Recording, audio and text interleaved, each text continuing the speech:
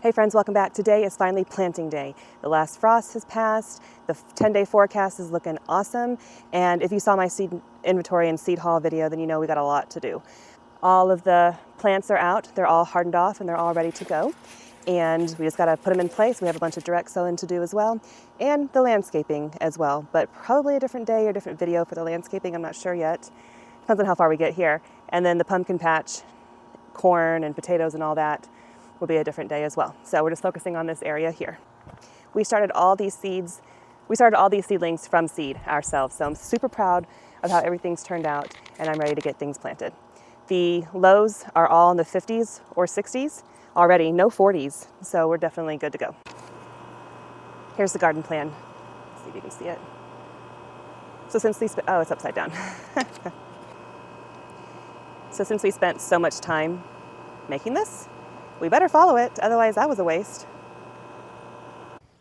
First up are the orange hat tomatoes that are going to go in these pockets. These are micro tomatoes, so they actually won't get much bigger than this, but are supposed to be pretty prolific. And there's a lot of flowers on here, so I'm going to guess they are.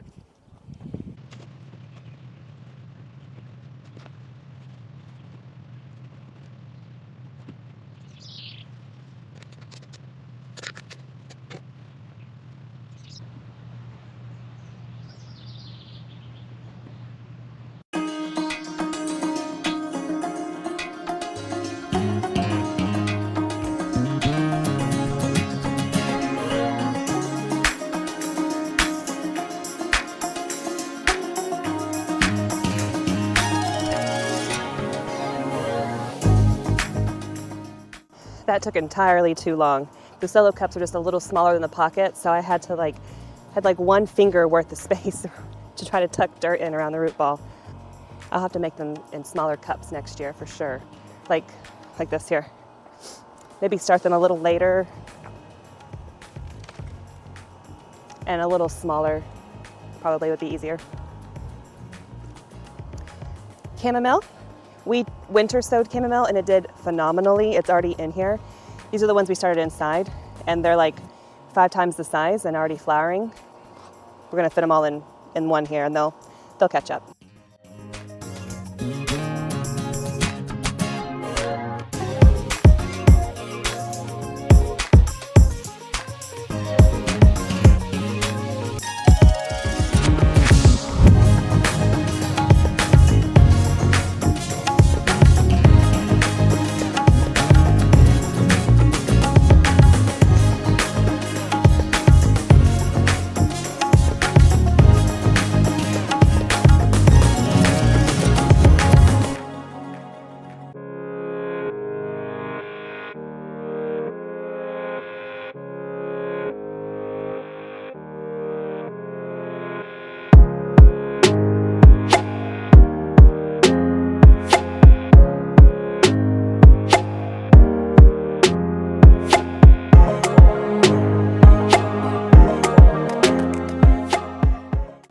And eggplants in these two here.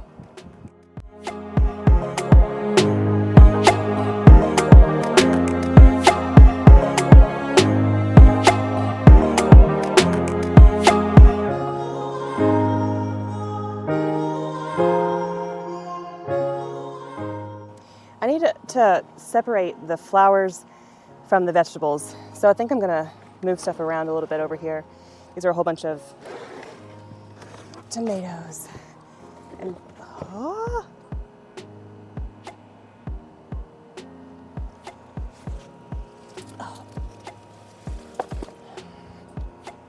and then move all the flowers over here.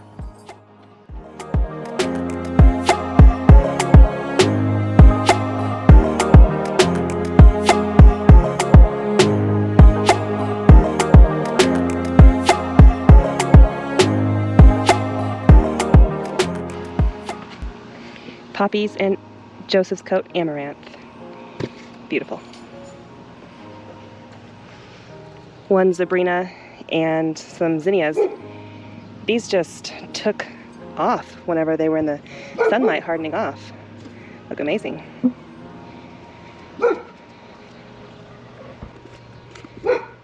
This is a Dusty Miller for the landscape.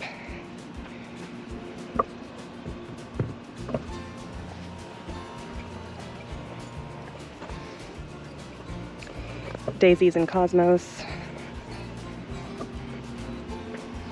All right, I think we got the flowers over here. And these are extra onions that I didn't have room for. But I also gave a bunch away and I still have too many.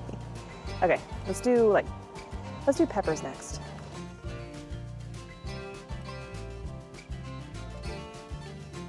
We have a ton of peppers to plant today.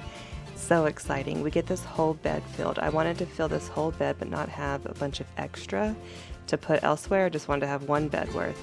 We've got jalapeno, habanero, ghost pepper, Chinese 5-color, cayenne for our hot peppers, and then for the other ones like Ozark Giant, California Wonder, regular bell peppers, purple bell peppers. We got some German Nardellos, some shishito peppers, and 2 different kinds of snacking peppers, like the sweet ones that are long and skinny.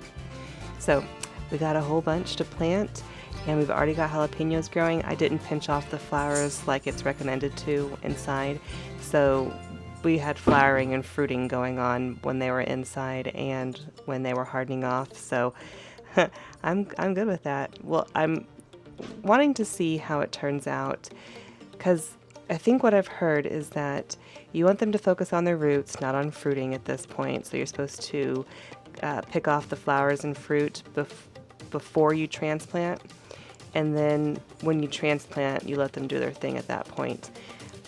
If they're focusing on fruit right now, they might not be focusing on root growth right now, so they might not produce as many in the long run. So I just want to see, I'm going to put that to the test and see how prolific these are throughout the whole season, and if it did slow them down at all by not pinching the flowers and the fruit. So we'll see, but let's get all this planted. One last thing to mention about peppers that I've learned the hard way is that they don't all grow at the same rate. So your hotter peppers, I've noticed, like the ghost pepper and the habanero, both grow a little slower to start out with until it gets really hot outside, and then they don't get quite as big as some of your other peppers. So in the past, I've put them in the wrong spot where they end up getting shaded by something else on accident. So I just put all of my hot peppers on this side of the bed. We're working on hot peppers right now, habanero and ghost, and Chinese 5-color and cayenne and jalapeno will be on this side of the bed. The jalapenos are already big enough, they're fine, but I just put all the hot ones together. That way they won't get shaded. The way the sun comes up in this area, they won't get shaded by the afternoon sun from a different plant. So another thing to keep in mind.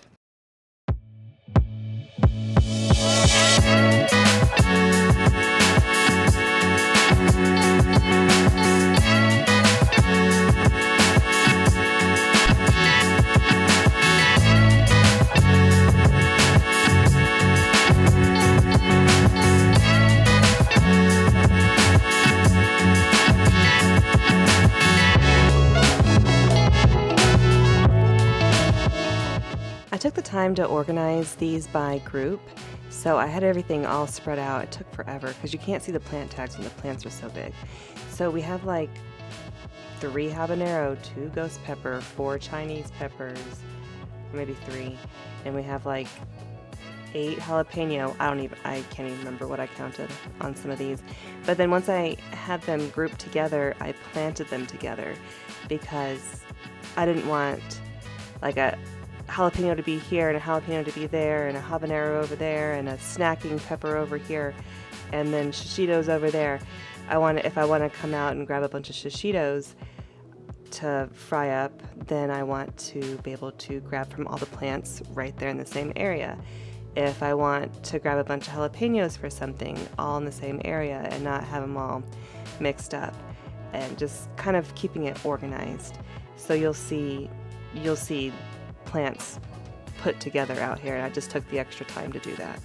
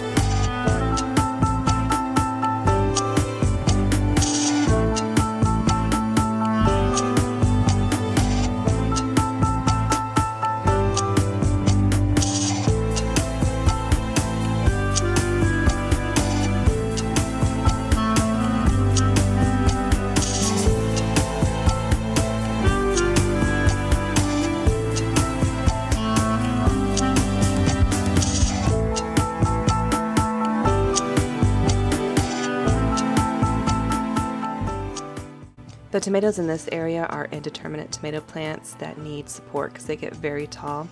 So they will be woven through the cattle panel as they grow, and that will be their support.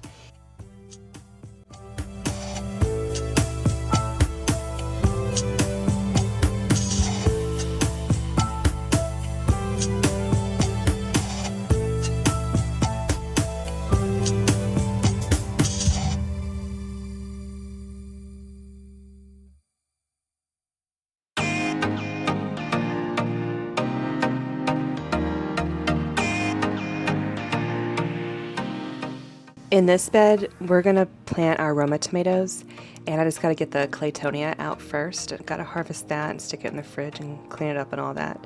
And then grab the roots of other things, like that's a big root of a kale plant that I just tossed over into the compost bin. So we get this all out, harvested, top off the garden bed with a little bit of dirt, and plant our Roma tomatoes. So I failed to make sure my Roma tomatoes were determinate or indeterminate. I don't know why I thought they would be determinate or shorter. I haven't grown Roma tomatoes before, so I just didn't know, and I should not have assumed. But some of these are indeterminate and they're gonna get big. Like the Gladiator can get up to 6 feet, and then the Roma Super Sauce can get like 5.5 feet. So I don't have trellising that's strong enough for these, so I'm either gonna have to buy some or hope I can make those cheap green ones, you know, the green sticks with the green things that you snap on to the poles. I don't know what I'm gonna do, but I did. This was a fail on my part, so we'll just see. We'll see how this goes, and hopefully they don't get so big and heavy that they topple over and break the trellis system in a big windstorm.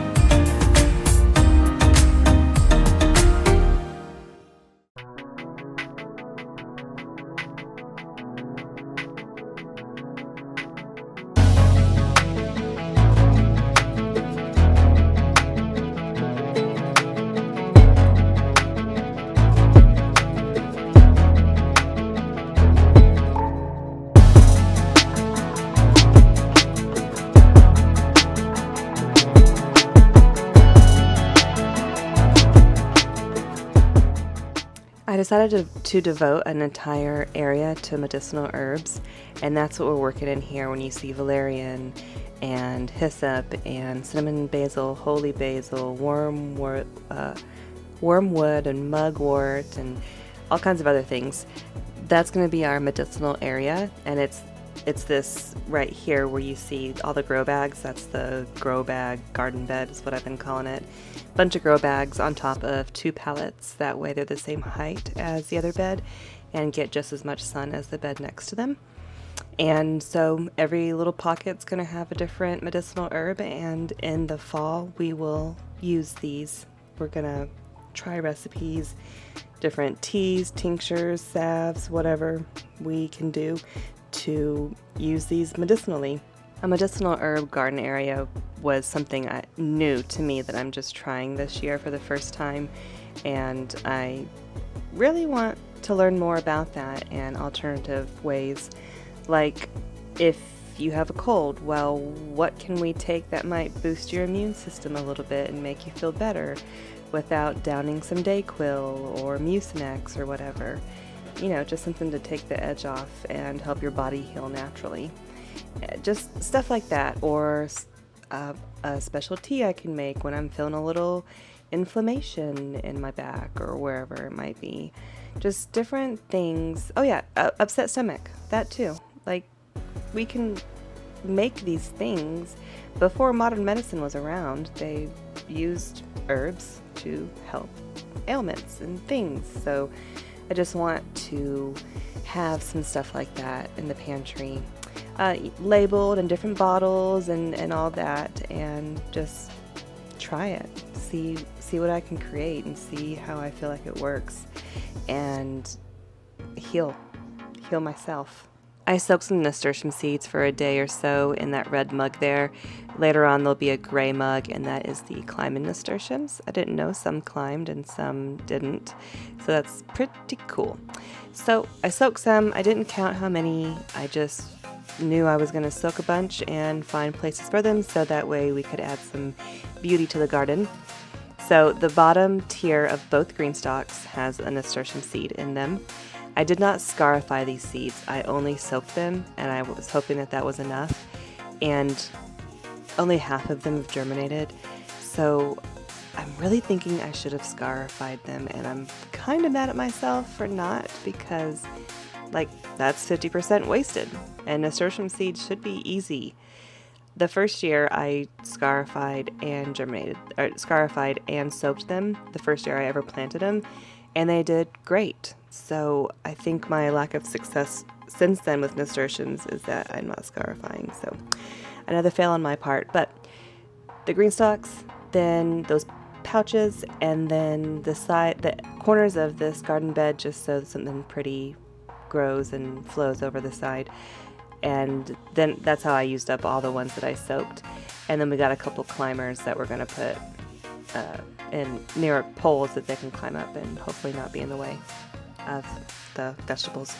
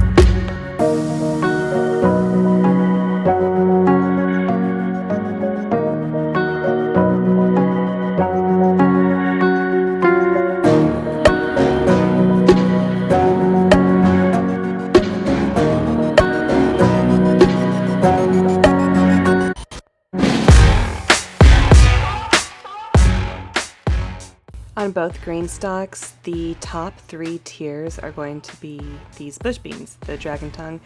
They taste so good. I love them. And so bending over to harvest bush beans is really, really hard to do on the back.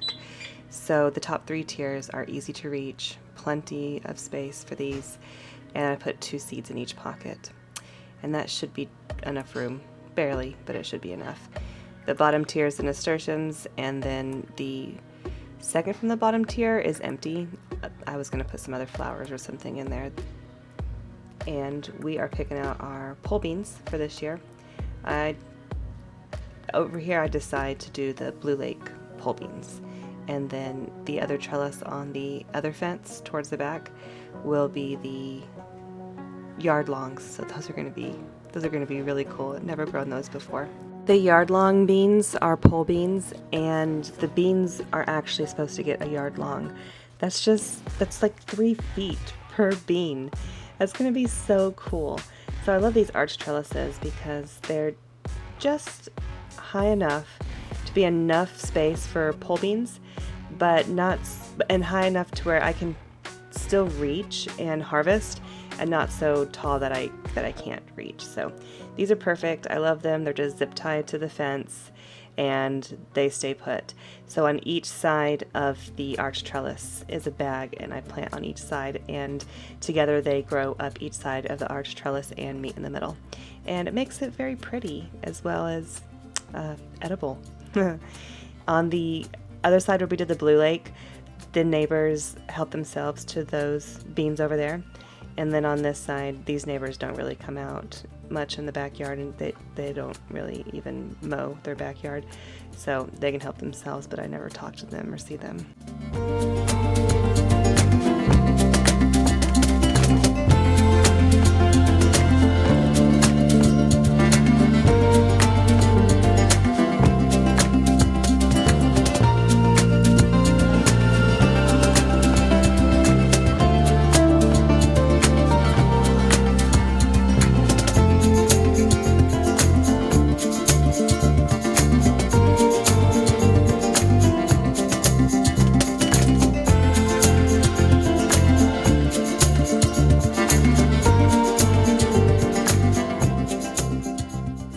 So my thoughts were with the cilantro, if I plant them on the back side of these tomato plants, then they'll get shade, they'll get a little bit of sun, but a whole bunch of shade, and they won't bolt right away. Because it's going to start getting hot here real soon, and cilantro bolts pretty easily. So I want them to be harvestable for a while before they bolt. So shade should help, and mass planting so they don't. Basically, I'm thinking that the mass planting means that they won't grow quite as big as fast either, because they'll be crowded. So I should be able to just come through and like scissor off the tops of the cilantro, kind of like you would come again lettuce, you know, you cut it and comes again. So I'm kind of hoping that with the shade and the mass planting close together, that these don't get super big and tall real fast, and they might last a little longer. Kind of an experiment. We're going to see how it works and hope for the best. In the fall, we did a video together titled Everything Ginger, I believe, and we used the ginger in several ways, and then this was an experiment where we stored the ginger. I wasn't sure how ginger gets stored and how you can keep it from drying out and shriveling up. And I wasn't sure, you know how like with dahlias and other bulbs and stuff, you can put them in moist vermiculite over the winter. And so I decided to try moist peat, or I think this might have been potting mix actually. So just some moist potting mix, just let them sit in there. Let it dry out every now and then, but then moisten it up a bit and see what happens. So they sat in there all winter. I didn't mess with them. I added a little bit of water here and there so they wouldn't shrivel up, and they started sprouting inside, and I was like, whoa, cool. They sat the entire winter like they knew it was time to be dormant, and then they started growing in the spring before they even got put outside. It's like they were psychic and they just knew it.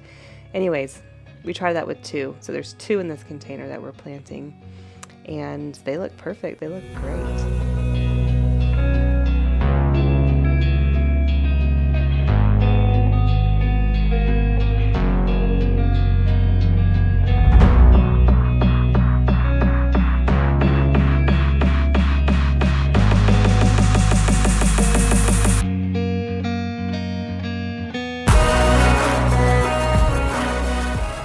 So here we have gladiolus bulbs that we are going to plant in this grow bag just to be pretty. I really don't like having to dig up plants and store them from the landscape because the dirt up there is just so clay-like. So if I can use these here in the grow bag, they're a lot easier to get out and not have to grab a shovel and dig up and all that. So I'm putting them in the garden in the back instead of the landscaping in the front, and we plant all the bulbs root side down, and then gladiolus will make little baby bulbs, and I planted those too, and they'll get bigger every year, like babies and teenagers and adults each year. So yeah, we'll see how those turn out. The dahlia, okay, so I did not get a good camera angle on this, like not at all, but I'm planting the dahlias here, so that's what I'm doing. You can't see it, but there you have it. Now, this is the last thing in this video, and it's sweet potato slips. So, I have a bunch of spots I like to plant the sweet potatoes because they're big containers and they're deep containers. And I had these big, massive, beautiful sweet potato slips. The ones that I'm planting now. The problem though is that one day when I was hardening them off, we had a lot of wind, and the wind knocked the cup onto the ground, and I didn't know it. And I came out the next day, so it could have been like 18 hours they were on the ground. All the roots had dried and shriveled up, and I was like, no, so sad, because these were the ones I was going to plant first, and I was super excited about them. So I put them back in water, hoped for the best. I didn't see the roots make a comeback, and I didn't see any new roots growing, except for on a few. So I went through them and kept a few. And so we're planting them. We're hoping for the best. We're trying, and we're going to see how this turns out. And I plant some of my other ones as well that have larger root systems. But I'll check on these probably in a week or so, and if I haven't seen any root growth happening in the soil, I'm going to take them out and put in my other ones, because I still have extras from whenever we started them together. They're still sitting in water.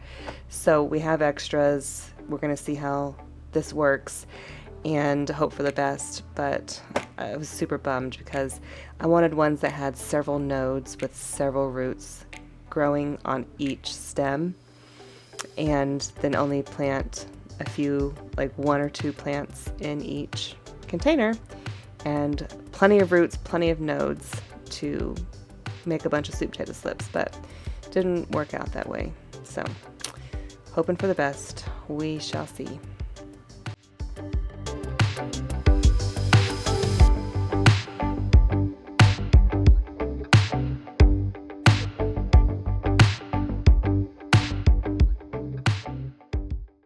Well, friends, that's almost all of it. Wherever I have a big container is where I put sweet potatoes in. So we just got a few more, and then we're done.